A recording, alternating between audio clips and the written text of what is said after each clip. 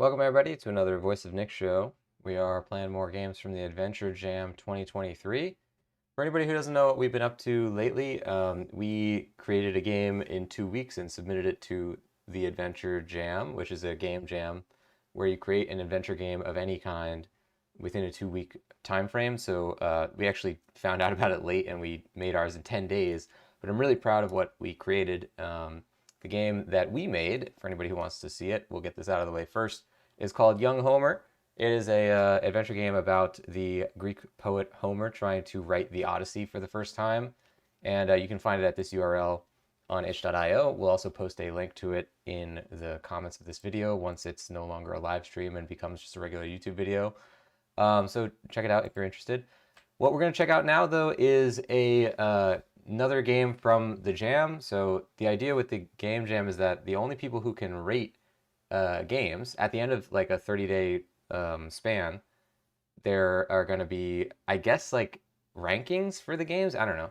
Art is subjective, right? But you can rate the games. The only people who can rate them are other people who have made games for that Game Jam. So it's sort of part of our responsibility to go through and play people's games. And I'm very glad we did, because we played a lot of really incredible stuff. And I feel like I'm learning a lot. I actually put these videos under the moniker still, like our Game Maker videos, it's still under the moniker of like studying game development, because I feel like I really am getting a masterclass on game development by playing all these people's games. So we're going to jump into another one here. This is The Third Wish, which let's show it up on screen here. This is actually by George Broussard, who's like not like us, just a person we just randomly started making games and we're not very experienced at all. George Broussard is like video game royalty, so he's in a very different situation as far as understanding of the game development concept than we are, and I am really excited to play this. So I'll say what I say to everybody when I do these. We are going to send this over, I guess, to George Broussard when we're done making the video, and we'll timestamp it and allow him to be able to watch this if he so chooses. And I will say for this, as I say for all of them, that I have not seen anything about the game. I haven't looked at any videos. I haven't read anything about it. So this is truly a first impression to get you an understanding of where I am with the game. I will say everything I'm thinking as I'm playing it to give real-time feedback as we go through the game. So we'll see if,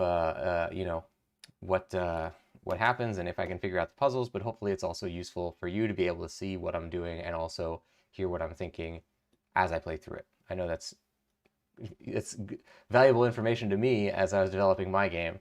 Again, I don't think that there's much to offer to somebody who knows video games as well as this, but I hope that my playtest data is valuable in some way, and I'm excited to play the game. So let's jump into it. We're gonna play it here, the Windows version, I guess. And let's do, oops, this. We're gonna go into the Game Jam games. This is The Third Wish.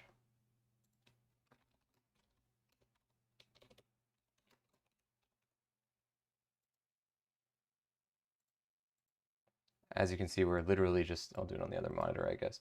We're literally playing this, like installing it, downloading it for the first time here. So there's no aspect of this where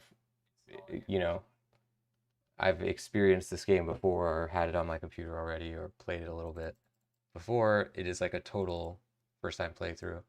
So, okay, let's jump in here. And let's do it.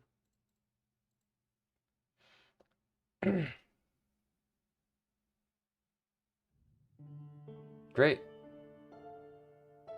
Cool. What I feel like we should do first, though, is like we did with the other games, we should check out the game page first. The Third Wish, an adventure by George Broussard, a downloadable game for Windows, Mac OS, and Linux. Sharing this game with your friends, Twitter, etc., is the #1 thing you can do to support it. Thanks. See, that's really interesting viral marketing strategy. I guess it's kind of implied with anything, but this being in bold and also the first thing is a nice thing to put in there in case somebody does feel very strongly about it, that they would know exactly what to do, and choosing one specific platform. That's really smart. The third wish is a sci-fi point-and-click adventure about a family and fate and consequence. Full voice acting, cool. Altair 4, a planet 17 light years from Earth, containing one Mr. and Mrs. White, who run a moisture farm for an unconcerned company at the far edge of explored space. Today is like any other in the lives of Mr. and Mrs. White, but tonight they entertain a guest with a particular artifact that will test the lit of their belief in fate. I would say it seems it's an Adventure Jam game again, but it sticks out to me that it says containing one. If it's like one Mr. White, that would make sense. I don't really understand the grammatical concept of containing one Mr. and Mrs. White. Obviously, a very small thing. Left mouse walk around, use interact. Right mouse look at or examine something. Can do multiple times. Might be critical to progress. Love that. I appreciate that they wrote that in there. I usually do it more than once anyway, but it's good to know. Move mouse to top left of screen for inventory bar. Move mouse to top right for options, save, load, options, and quit. Again, it's an Adventure Jam game, but I guess this is redundant. It's not really gonna, you know, if there's like a version of this game that happens after this, this is gonna be addressed. So it doesn't require my input, I guess, but it's out there. Again, I'm just saying everything that comes to mind. It's not necessarily useful information. Do with it what you will, but that's like what comes to my head. Inventory bar. Okay, equip item, left click. Combine items, left click an item when holding an item. Examine, right click, left click while holding to use in the world. Right click to clear hands and what you're holding. F1 for tips. Ooh, cool. Space to pause. Okay. F5 or 7 to quick save or quick load. I appreciate that they're not next to each other. In any game that has like a F5 to save and F6 to load, I always immediately rebind those keys because it's so easy to accidentally press the wrong one. Tab for highlight hotspots. Warning, this can and will spoil the game. Use as a last resort. Interesting. I usually turn that on, but I suppose that is kind of a spoiler in its way. Okay. Wow. Design, code, art, and sounds by George Broussard. That's really impressive. Voice actor Travis Baldry. It's created in Unity and PowerQuest by PowerHoof over 2 weeks for Adventure Jam 2023. I gotta look into this PowerQuest thing. A lot of people are using it, it seems like. I'm gonna open that in another tab. We'll look into this. I've seen a lot of games with that UI that has the thing on the top right. I assume that's what that is. Cool. Let's do it.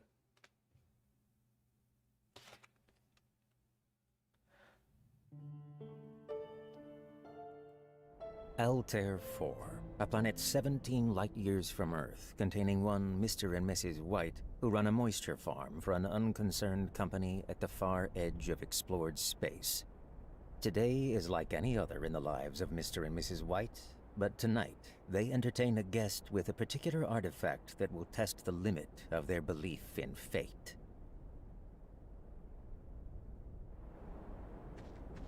Father?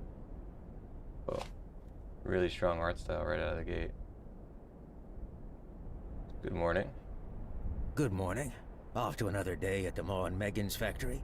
With luck, I'll get promoted soon. Their mother would be very happy. So, did it say that there was only one person doing the voice acting for this?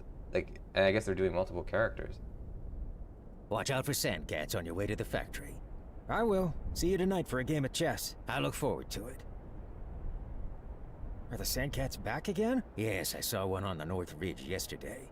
I'll be careful. You'll be dead. Just kidding. Just be careful. I've been practicing, you know. That's good. Your mother thinks I can't beat you.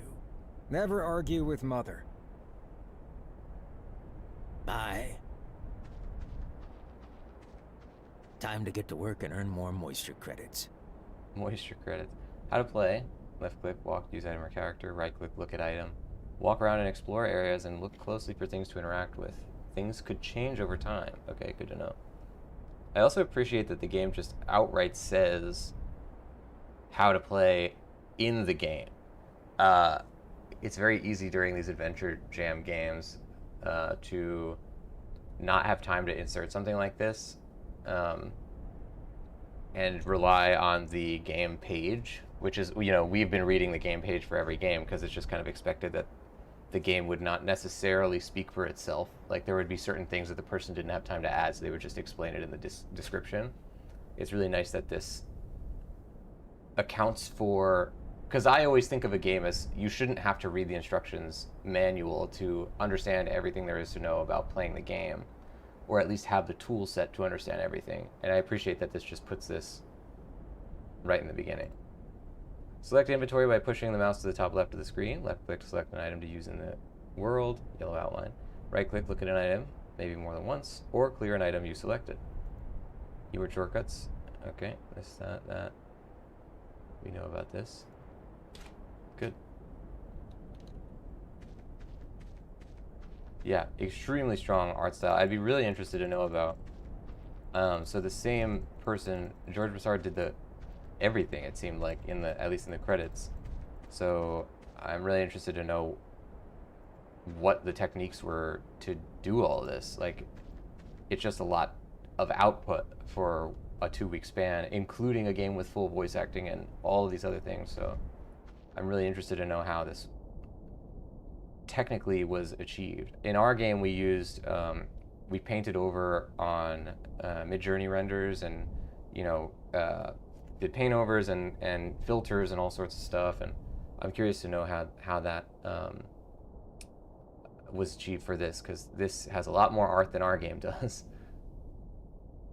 Locker. A secure locker for special goodies. A secure locker. It's locked. Forget where I put the key. It's locked. It's locked.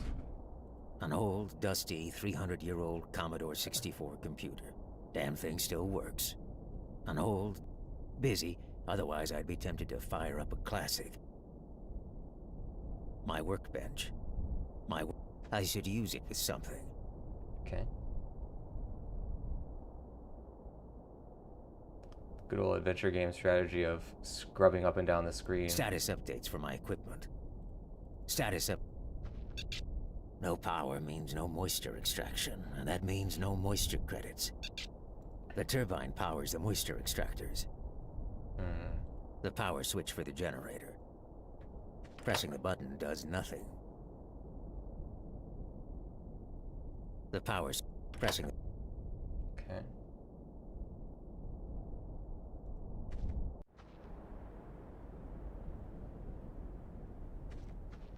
My work shed. Our company supplied housing for working this damned farm. No time for rest. I got work to do. Better check the shed. Okay, we did that. Unless I missed something. I really like the character's pose. It's like it has a lot of intention to it. It's like a heroic pose, I guess I would call it. Moisture extractor. I love this sci-fi concept too. Keeping these moisture extractors going is my primary job. Keeping these... Ma and Megan's leases farmland to settlers in exchange for extracting moisture they can sell to others. Ma...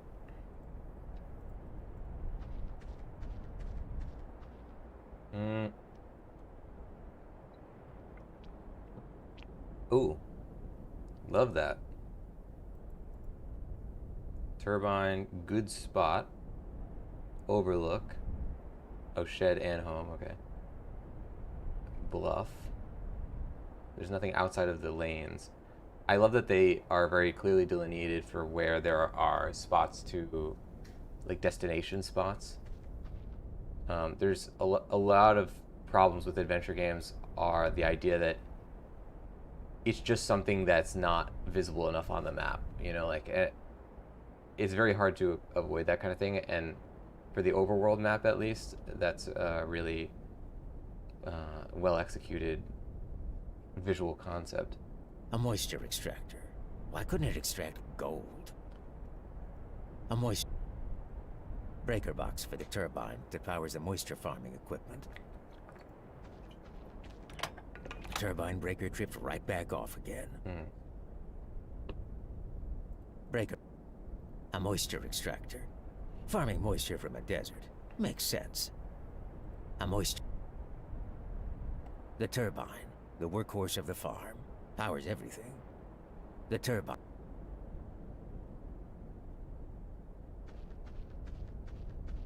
Ooh. My tool bag. Birthday gift from my wife many years ago. It's held up well.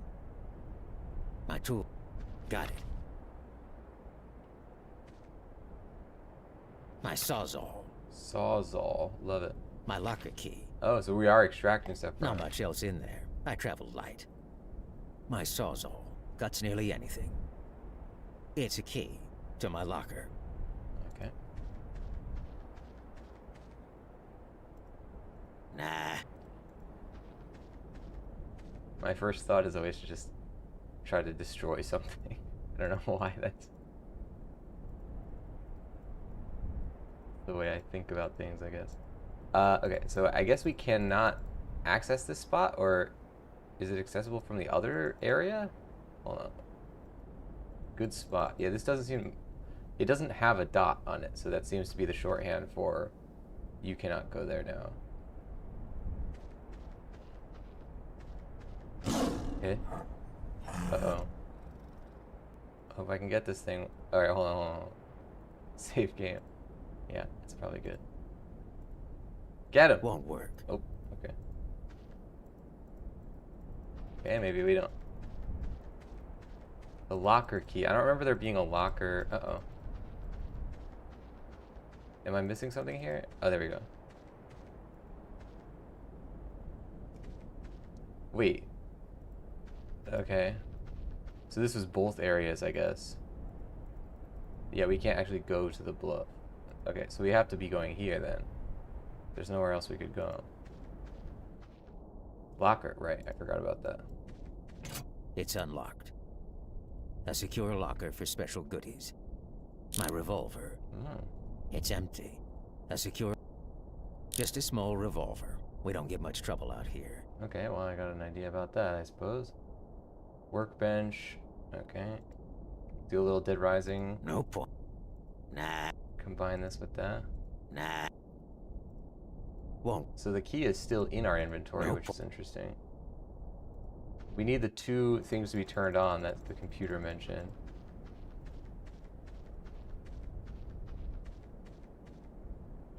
We're gonna have to kill the monster first.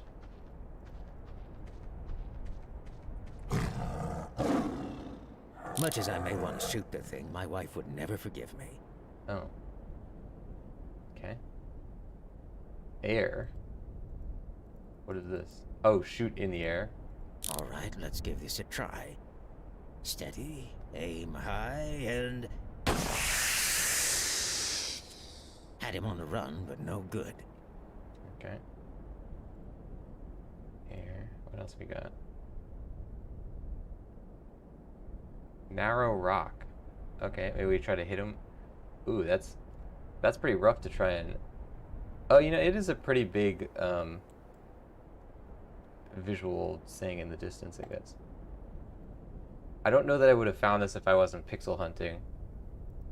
It's maybe because only the actual part... I assume he's going to shoot this and it'll make the larger part fall. But it feels like you should still be able to click the larger part and have it do the same result. Because just having the narrow rock part being clickable, it's such a small like surface area that it seems very easy to miss. And a player could easily actually be pixel hunting and still miss it, I feel like. Because it's so close to air that you might like kind of rush past it and it's like you don't notice that it's changing. Let's make this shot count. Steady, steady. That landslide gave him something to think about. Hopefully they stay clear of the area a while. Great voice acting.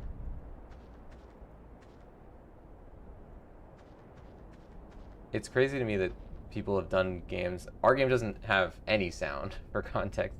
Not music, not voices, not anything. It's kind of part of the concept of the game, I guess, but I was definitely working to something that I knew I wouldn't be able to add in time. So I just kind of made that part of the game. But yeah, I am always impressed when people are able to add, like, you know, background noises and music and voice acting and all this stuff sound-wise. It's like outside of the development of the, you know, game mechanics. It seems really, I mean, it's impressive that anyone can make a game in 2 weeks, but doing that makes it a lot more impressive than what we've done. It really just goes to show how much that we can learn from everybody else's projects.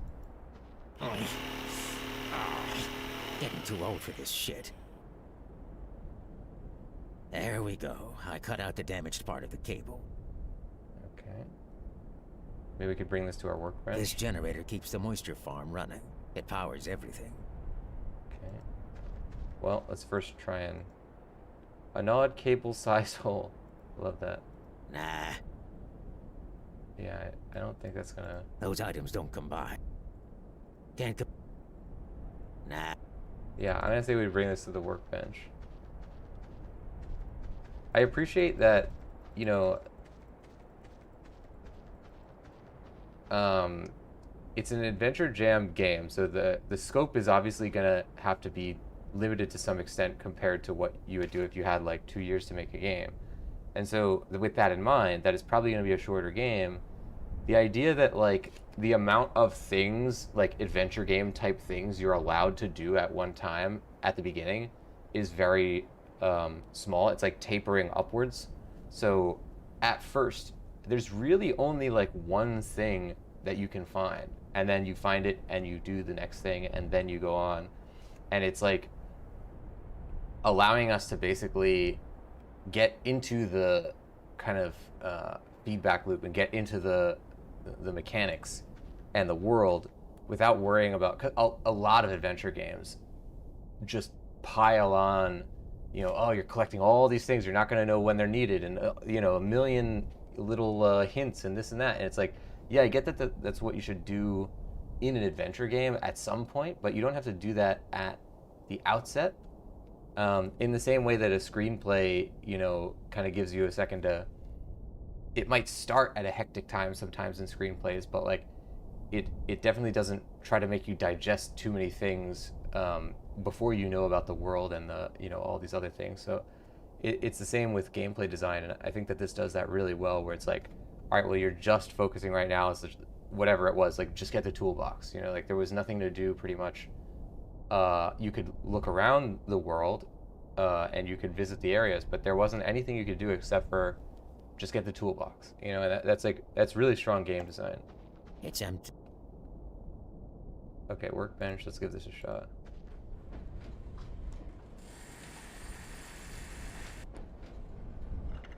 There.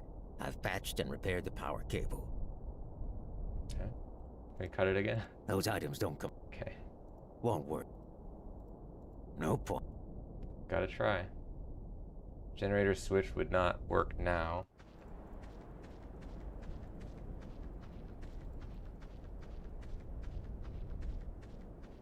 So we want to go this way. Oh wait, can I actually just make him walk all the way to there? Yeah, okay.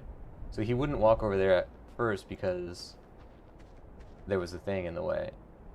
Repaired power cable.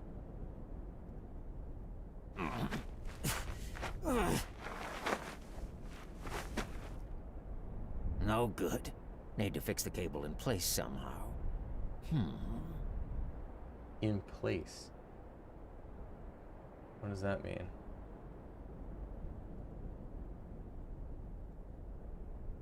Nah. This generator... The generator is off. No power is going out.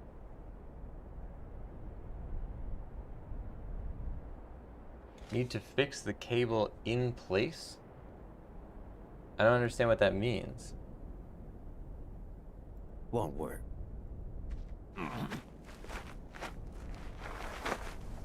No good. Need to fix...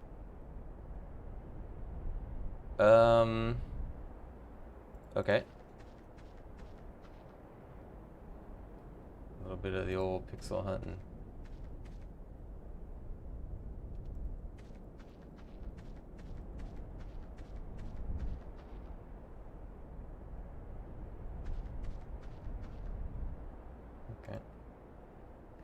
What is a good spot? Yeah, we still don't have the ability to go there. Turbine? Mound of dirt. Okay, that's new. A fresh mound of dirt. A fresh mound. Interesting. Kicking around the dirt isn't my idea of fun. Son of a gun. A power coupling. Sandcats have been busy. Interesting. So this, I understand what is going on here, or the idea that, like, it's a nice storyline and world explanation that the Sandcats have changed the nature of the world after you triggered a certain event or whatever. But, or, you know, it's not causally affected by that within the storyline, but that's what happens in the gameplay. But the idea that, you know, every once in a while the Sandcats do something in the world. But I think it couldn't hurt if there was like a moment during the game, like after you shot the Sandcat or something, or whatever, you made the Sandcat run away, and then it was like, you know, you hear a rustling in the distance or whatever, and, you know, the Sandcats have done something, you know, what did they do? You know, and it's just your guy getting some kind of an idea of like, oh, maybe I should go check out some other areas. Now, the thing about it is that the game only has like 4 areas, so the player, unless they just give up outright, they're inevitably going to check all of them. So, of course, it's not that big of a problem, but I think in terms of like kind of keeping the wheels greased a little bit, I think that if you're going to the trouble to explain it through the storyline anyway, by explaining that it's Sandcats, I think you might as well go the extra little bit and have like one moment where he realizes that something somewhere has changed, and he's like, you know, maybe he would just say like, oh, maybe I should go check some of the places I've been, see if they've changed anything or something. I don't know, maybe that would make it too easy, but obviously I'm not giving, like, necessarily able to give advice about exactly what's going to work, but that's just what occurs to me. It's an empty hole. It's an empty... So the turbine wouldn't necessarily do anything. A universal... Oops. A universal coupler. I attached a coupling to the end of the cable. Okay. Can't combine. Nah. Those are... Can't... The turbine. Of course, once you try to combine one thing, you have to try to combine every single thing. Oop, what's that? A moisture extract. Oh, it's the same thing as that.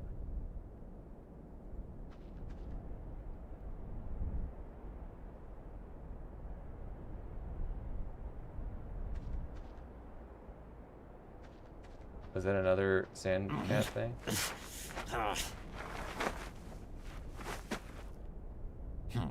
I can attach one end of the cable, but not the other. There we go. Kicking around the dirt isn't my idea of fun. It's an empty hole. Okay. So the idea, I guess, is that the Sandcats have gone to every spot, possibly. Or a bunch of spots, and you're trying to find... It's an empty... It's an... where they have changed something.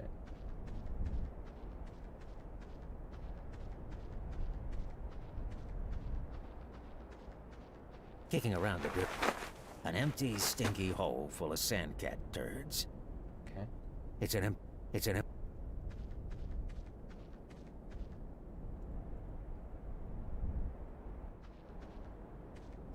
So it would have to be here unless something has changed again. Yep. Kicking around it. Son of a gun. Power coupling. Sandcats have been busy. It's an I attached a coupling to the other end of the cable. Repaired cable with 2 couplings. A Okay. power cable with 2 universal couplings attached. Okay. Nice.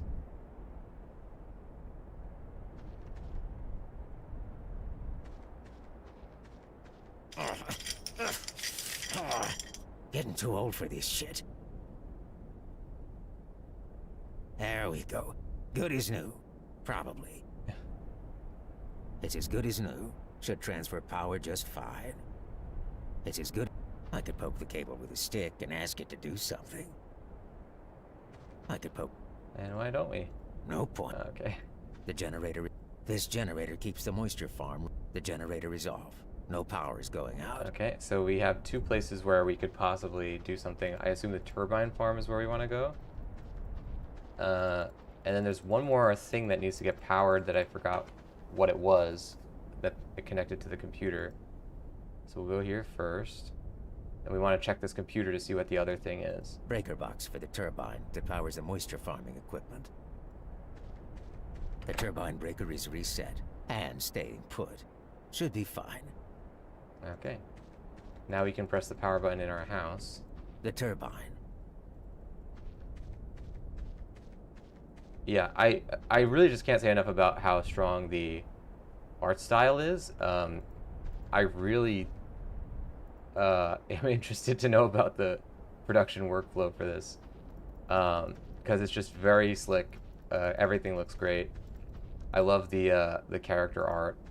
I think that the inventory stuff works really well. It's all, you know, in terms of like designing what the objects are that you're getting and the way that they feel like they should interact. And at least so far, they've never interacted in a way. Another problem that often happens with adventure games is that sometimes it turns out you were supposed to combine objects in a way that's not sort of like logical to the player. But in this, at least so far, everything we've done has been like, okay, well, it was a puzzle, but it's not like I was doing something that's like grasping at straws and it happened to work. It's like everything is logically making sense, which that sounds like kind of, you know, obvious, but it is anything but in most adventure games. The generator is back online and generating power. 高橋にお疲れ様です。ようこそね。もう一つのアドベンチャーゲームやってる。The power switch for the generator. The generator is back. Let's check the computer here. Good. Okay. The turbine powers the moisture extractors. So, what was this again? Busy, otherwise I'd be... Oh, right, it was the Commodore 64. A secure locker. It's empty.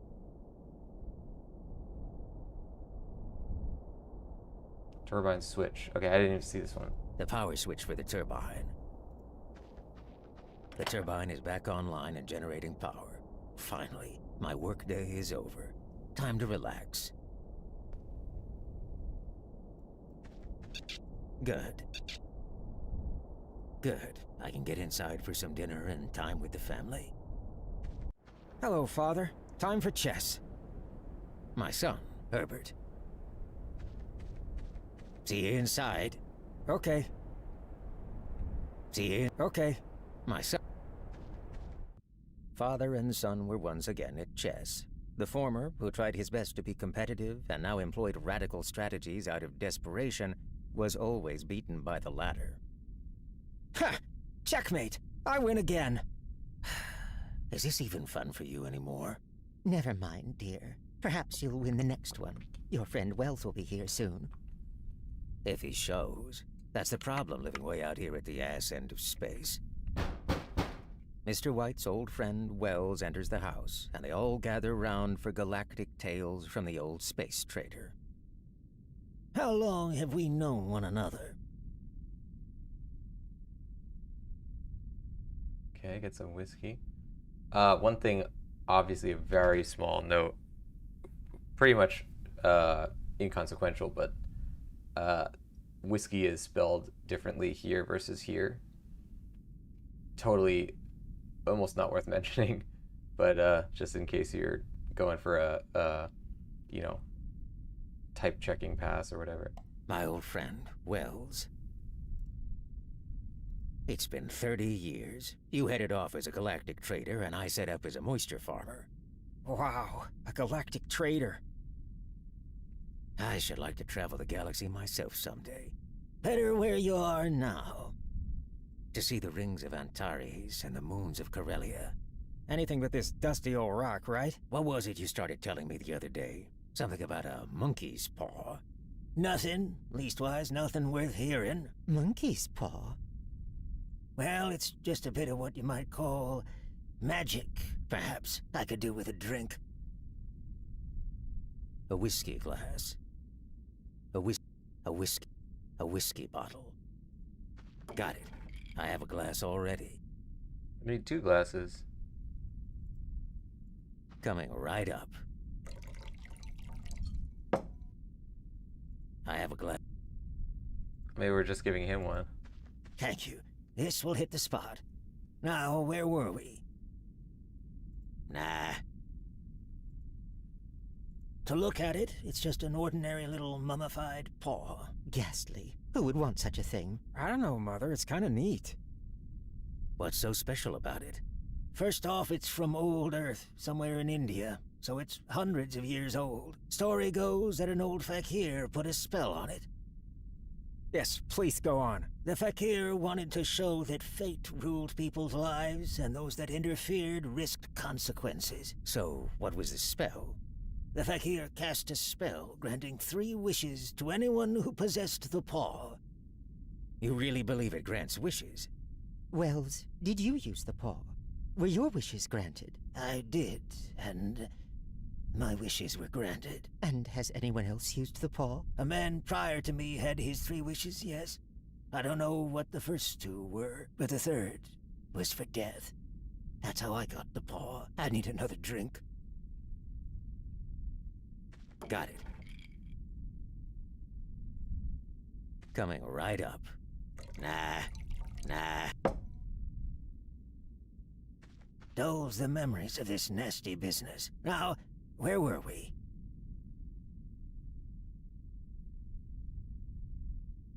If you could have more wishes. If you've had your wishes, why do you keep it? Fancy, I suppose. I don't know. If you could have more wishes, would you? I don't know. I just don't know. After a few moments of silent reflection, Wells takes the paw and flings it across the room. Damn thing should be destroyed and thrown in the trash. If you don't want it, give it to me. I won't. I intend to destroy it. My old friend. Damn thing. What a curious, ugly little thing. Nah. Got it. I threw it away. If you keep it, don't blame me for what happens. How do you do it? How does it work? You just hold it and use it and make a wish aloud, but I warn you of the consequences. You think you might wish me an extra pair of hands? Working this farm is hard work. Or a job promotion for me? Damned fools. If you must wish, wish for something sensible. With that, Wells said his goodbyes and once again cautioned his friend to destroy the paw as he left the house. What will you wish for, Father? Yes, what will you wish for?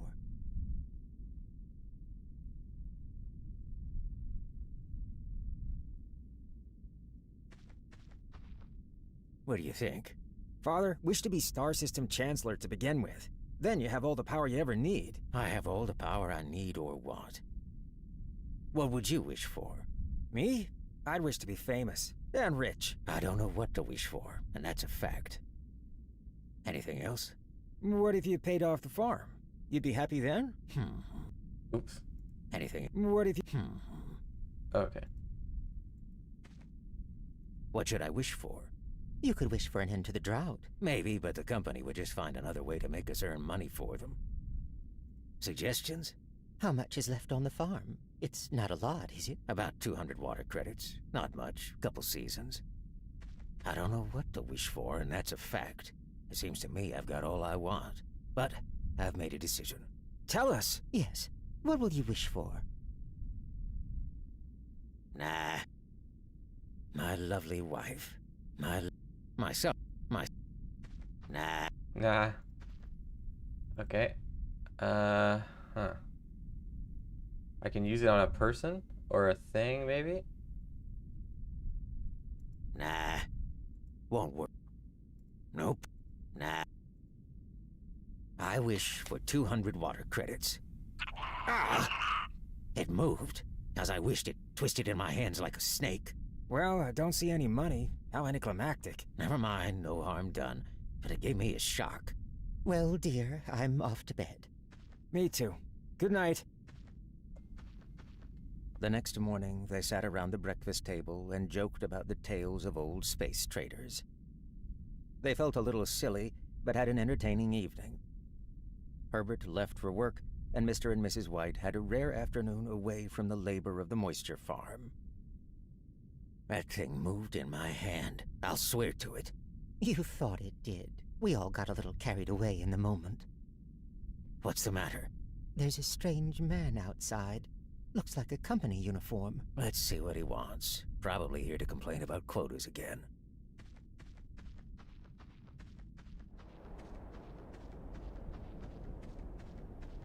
I was asked to call. I come from Ma and Megan's. Is anything the matter? Has anything happened to Herbert? A corporate weasel.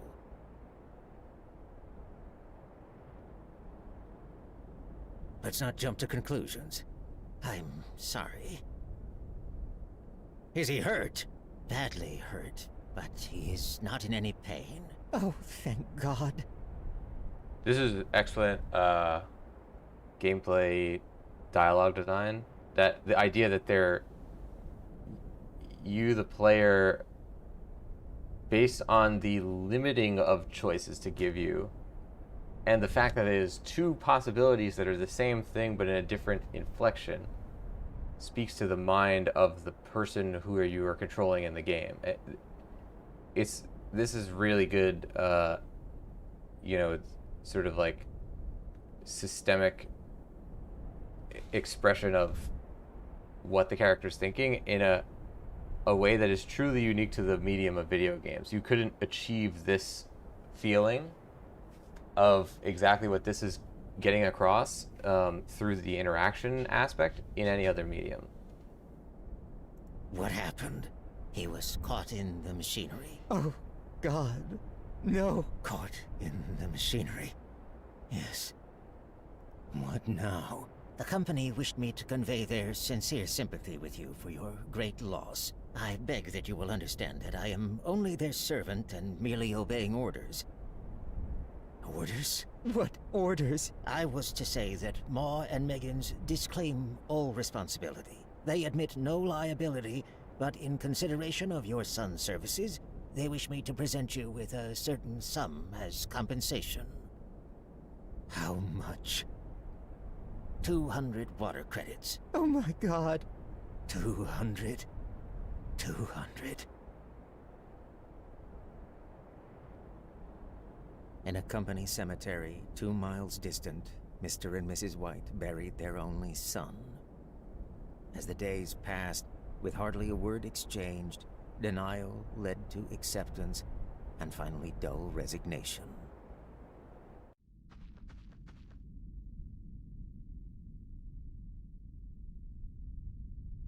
My lovely wife, I wish I could comfort her.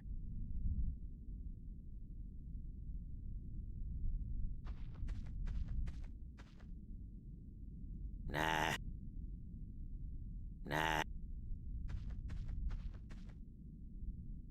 What a curious, ugly little thing. Nah.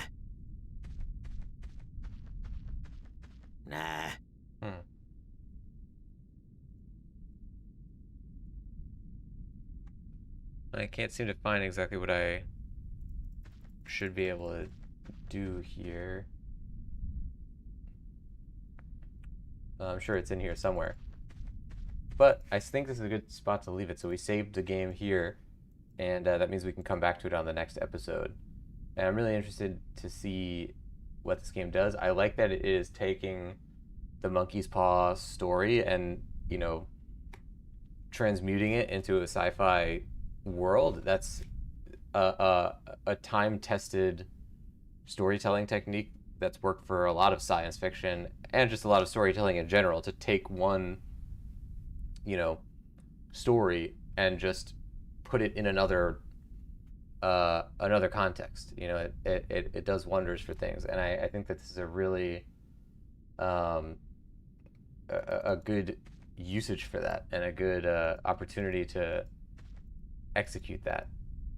It is interesting, the clash between magic and science, in that this world is, other than this one single item, pretty much hard science fiction. Like, there's no magical elements like Star Wars. It obviously evokes Star Wars because moisture farming is a thing that's in Star Wars, and he even says a couple planet names that I think are in Star Wars. But like, and of course you can't avoid the comparison to Star Wars when there's somebody working, you know, a dead-end job on a desert planet. Like, of course it invites Star Wars comparisons, but like it's other than the monkey's paw part, it is a lot less like magical realism or whatever you call that, like fantasy. It's a lot less fantasy than Star Wars is, and I think it's really makes it even more of a sort of jarring difference when you introduce this concept into the world and sort of turns upside down the entire perception of what this world is. So I think that's really effective. And what I mean to say is the idea that they didn't, because if you wanted to keep it as hard sci-fi, you could have it be like I'm giving you this like whatever server board or whatever that's, it's tying into your, transmitter or something, and that's what's giving you the wishes. And I don't know, that could be how the monkey's paw turns out to be functioning. But as it is right now, it is presented just as like a magical item, and that makes it really an interesting kind of like clash with everything we understand about this universe up to this point.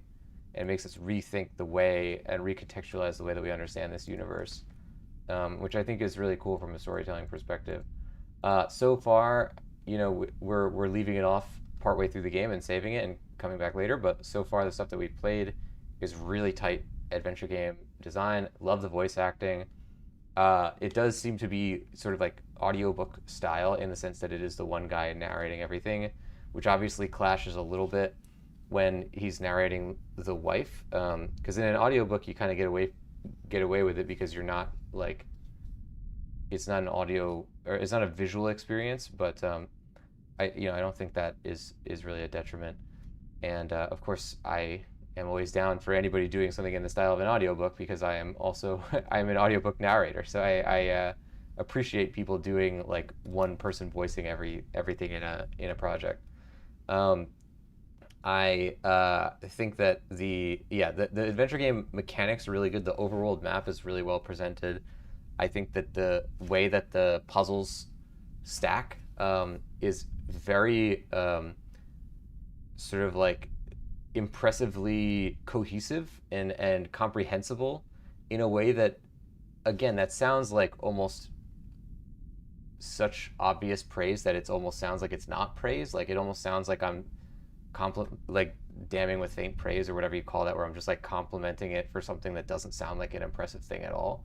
But to actually have puzzles that are really like, not like, you wouldn't call it easy, but like solvable, that you don't have to